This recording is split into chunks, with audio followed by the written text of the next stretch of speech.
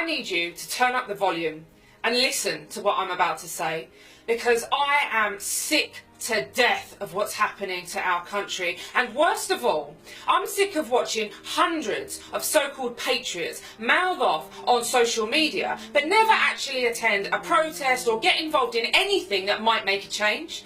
Just a few days ago, I watched carnage unravel after a Muslim terrorist went on the rampage in my hometown, our capital city, London.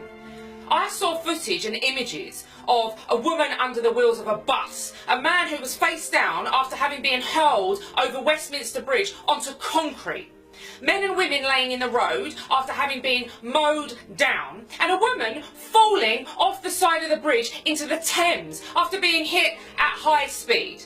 4 innocent people were killed that day and over 40 were injured. And all of that devastation was caused by just one man, one Muslim with just a knife and a car, and managed to bring London to its knees. A police officer and veteran was one of the people killed in the attack. He was guarding Parliament unarmed and was stabbed to death. Our emergency services did a fantastic job on the day, and the terrorist was shot dead. But we're talking about London here, the most secure and protected part of the UK. What if this happened elsewhere? What if it was Newcastle or Chester or Devon? There wouldn't be any armed officers on site to deal with that level of attack. And for those of you who are thinking this would never happen in those parts of Britain, wake up. It could happen anywhere, anytime. What's it going to take for all patriots to get off their backsides and get active on the streets? What are you waiting for? Are you waiting for the situation to affect your children? Are you waiting until your street is completely Islamified? Are you waiting for the time when every city and every big town in the country is completely colonised? Are you waiting for the British people to be a minority in their own country? Seriously, what are you waiting for? It isn't enough to change your profile picture to a Union flag and a candle and post on Twitter how disgusted you are and how you wish things were different. If I had £1 for every message I get saying something needs to be done before it's too late, I could be filming this rant from a 50-foot yacht. Stop thinking something needs to be done. Stop posting how disgusted you are. Stop believing that things are going to change, because they won't. This was not an isolated incident. Look across the world. This is just a taster of what our children's future looks like. Do you really want to leave this battle to them? It's bloody amazing how all of a sudden a Muslim mercilessly slaughters innocent and unsuspecting people in London, like they do on a daily basis across the world.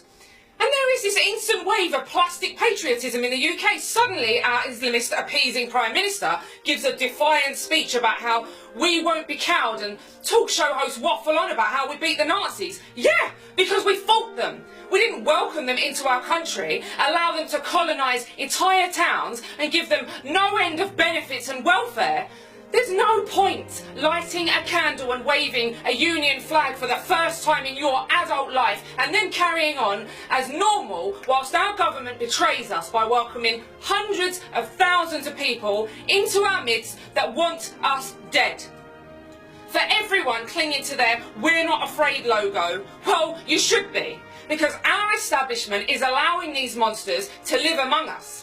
And I am absolutely sick of celebrity figures harping on about how we are the British and we are strong and we won't be defeated. Yes, we bloody will. If we don't rise up now, not tomorrow, not after the next terror attack, I mean right now.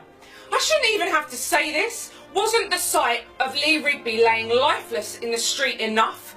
Or seeing the roof blown off a London bus, was that not enough evidence that we are in danger? Like I said, it took one man, one car, one knife. There are thousands more just like him living right here among us. On Saturday the 1st of April, Britain First will be marching in London against Islamic terrorism, and we're expecting hundreds of patriots to stand side by side with us. Let me ask you, are you going to be there? Are you going to make the effort? Do you care enough? If you do, I will see you at Charing Cross Station at 1 p.m. I hope you're there.